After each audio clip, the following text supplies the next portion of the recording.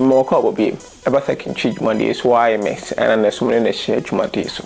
any video but sure choir so we need to be war now bet pa maybe outer Lucy maybe sure steps be any some tricks be a bit me a full me gidi say a bit me a boa bet chum maybe I mean so experience kakra but we experience kakra so few be ho now the count the ho be boa widen what me really bet be pre intin no but sure some steps be na me twa bet no some steps be normal be a me de go akwa mostly na me di bet pa till say me catch us say me di bet 2 times me di back on almost 1 billion 997 million that's old currency 997 million or 1x bet no more blocking my account no. Since then no bambu ya me so that be means me twa bet na bet no di kese de no me block my account there and the chese na yen inti no video we no me be show some no mo bia na me di go akwa ma eboa me mommy to me the bet pa.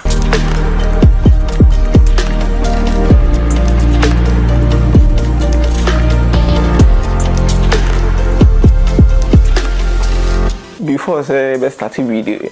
baby I'm bisa say into cryptocurrencies futures any betting. Then now here need be simple. Anything be bisa me because I made dot points we advantage na we disadvantages cause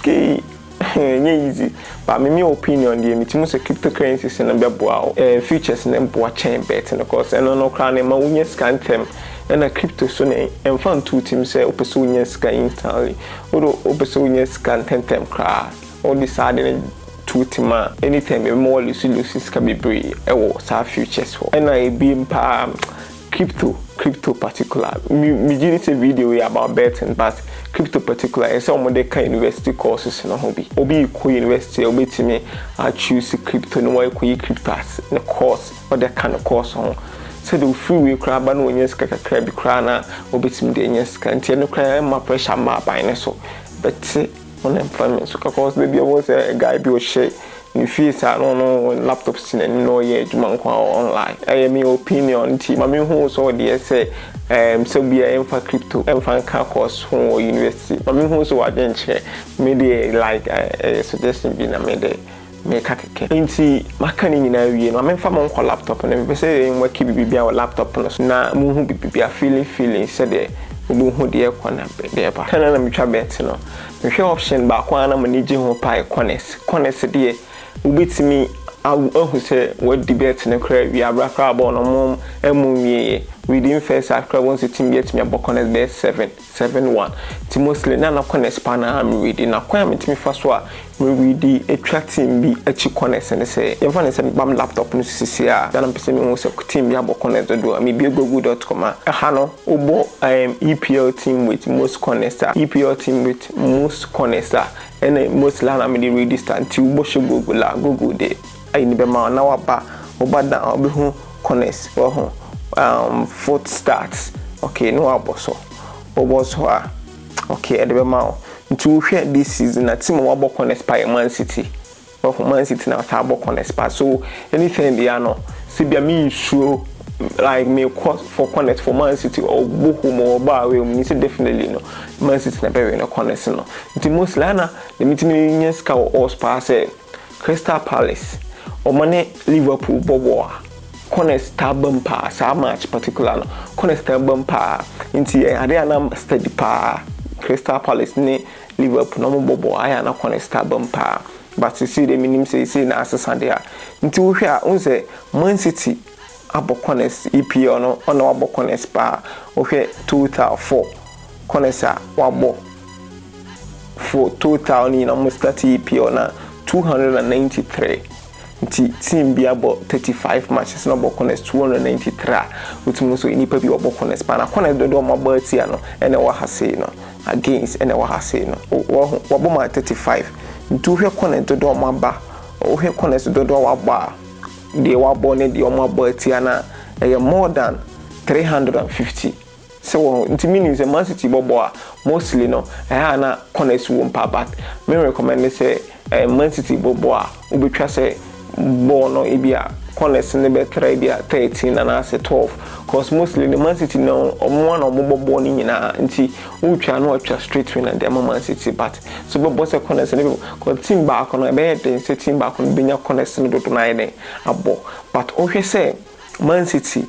your teams be no I say Chelsea particular Chelsea table corners but it is a Chelsea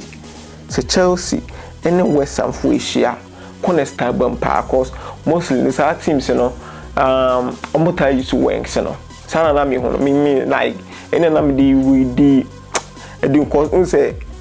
okay West Ham say West Ham or table corners pa and a corners some about and na what say no into West Ham ne Chelsea for Asia probability say corners be bam near more any corners in corner be deliver video no but me the more margin back corners and so say I said and also can video no hope what I say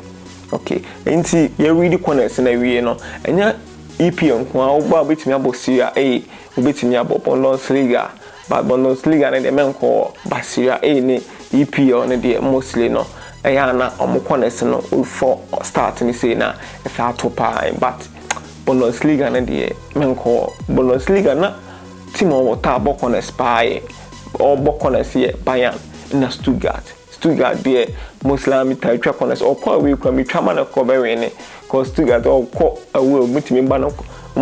corners committee man be a 3 cities meet me a trauma or by any Stuttgart ne Dortmund or bo Stuttgart kwa we crown dot I won't say or call we no corners no dem mostly no I never can na me target teams or tap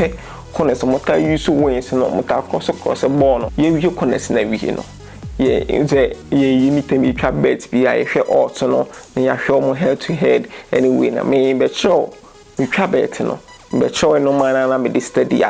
me the etimi pick apart from corners no until baba flash score is here today am fan say ene say ebia u trap bet wo ho now say bookmakers no omo a team wa page and also like who say all the arrow ni green no era hwehwe so no po ebia unze bookmakers no mo ye hard ewo analysis ne de ka ho mo ye hard cracking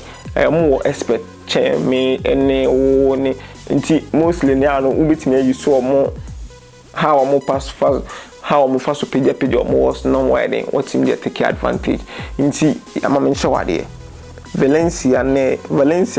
Rebetis ball nti obo also no say unse Valencia no unse omo pija he Valencia also ni free 2 cities 80 pesos equal 3 cities 37 to mean say omo ready unse but we mu be dia ama Valencia fontine e pija omo so no matete Rebetis so dia na eden e dia ba no draw no so matete dia ba from ti capability say Rebetis an when e be draw no ne high no nti unse Rebetis etimi akọ Valencia 3-0 nti obi wo twabet no to Valencia for or the hwe Valencia for da nti bi obedwen so Valencia wo 44 nti Valencia pekwan yakwakobo Europa nti esemi ntwama Valencia na we de kan nti ipadodo na betimi yiso din but mi twabet no na we ni so de eboa me pass ha start we na me follow no ni Valencia nkwa o de nko team we ti say Granada share Atletico Bilbao nti ne ye mo out ni so say ye mo also no so a unse she Granada if 4 cities about 3 cities 70 pesos ne if 3 cities about 6 cities we 4 cities about 3 cities 65 pesos it means say Granada omo bookmakers na unse o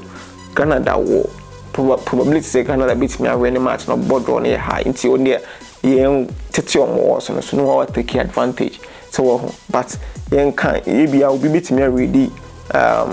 or share analysis na wo hona nti say Granada wo 37 or share about 37 e bia ni padodo na bedwen se bia baba wo ne kope